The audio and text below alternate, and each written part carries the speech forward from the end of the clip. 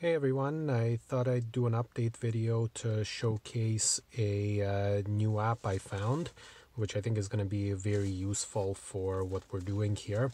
As you'll see, I set up a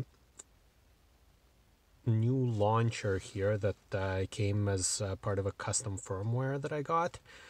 You can get that firmware for the Infiniti Q50 Mark II, Mark III, or really most other Tesla-style units. There's a Facebook group that's dedicated to that firmware, and there's a gentleman out there by the name of Sergey Kozlov. You just private message him, you pay him some money for the firmware. The firmware is not free, but you can pay him some money, and he'll tell you how much. And the great thing is you get a lot more customizations, and you get a lot, quite frankly, better software support. Sergey won't necessarily be able to, fix every little thing with your car, especially when it comes to CAN bus and MCU and stuff like that. But anything having to do with Android, Sergey's very much a wizard and can help you out with that. But the one thing I want to show off today is a program called Zone Launcher.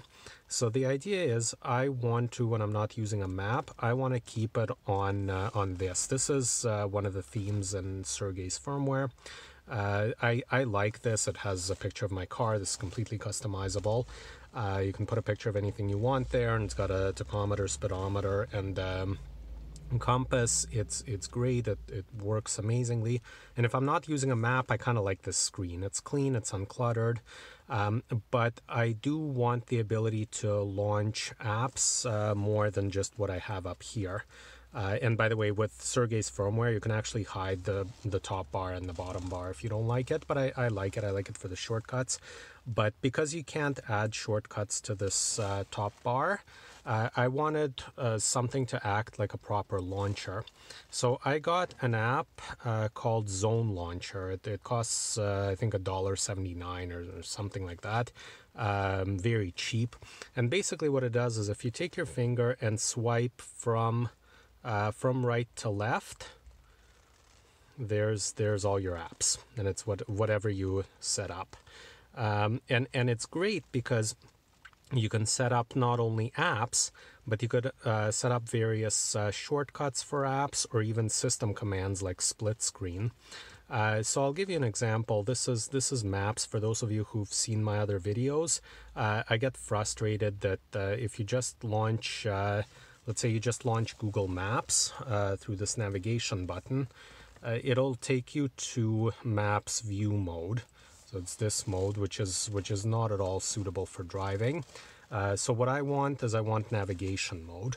So I set up a shortcut through Zone Launcher to launch the same Google Maps, but automatically switch them into driving mode. So that's great. And so to set up Zone Launcher, what you're going to need to do is you're going to need to go to the Google Play Store and download it. It's just called Zone Launcher. There's only one in the Google Play Store. And once you run it, it'll ask you to enable the service. So you can do that. If you're running on Sergey's firmware, you should actually be able to not do anything. Unfortunately, if you don't have Sergey's firmware, the Phoenix fast boot firmware, if you have fast boot, it is going to kill this app. So you are going to have to start it up every time you get into the car. So you can program it as either your favorite button or something like that. But unfortunately, there's no way to start it automatically unless you have the Sergey firmware. If you have Sergey's latest firmware, he got around the script that kills apps. So basically, apps don't get killed anymore. But even if they do, you can use Tasker to start it back up. So that's not a problem. You can set whatever shortcuts you want here, wherever you want them. So this CarPlay, for example, I had set it up to actually Z-Link.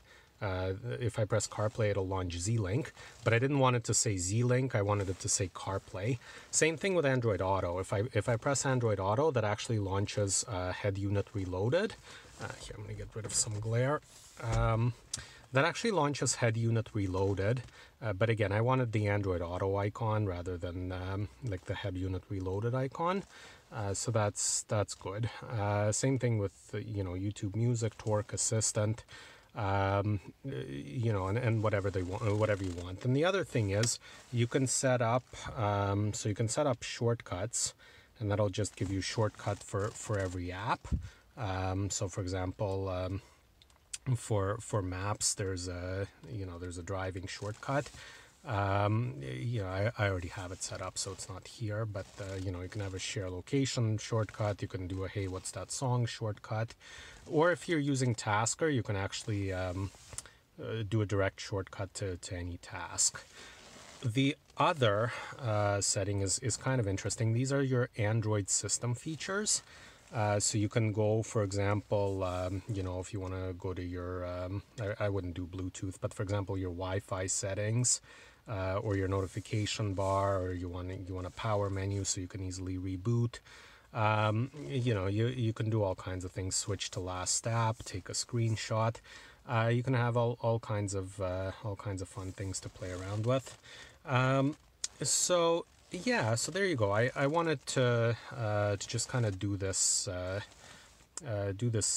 video to show off this app, because not too many people know about it. It's a fairly new app. I found out about it on XDA Developers, and I think it really does help your car retain, or your unit rather, retain this sort of clean look, so you don't have icons all over the place like you would on a phone.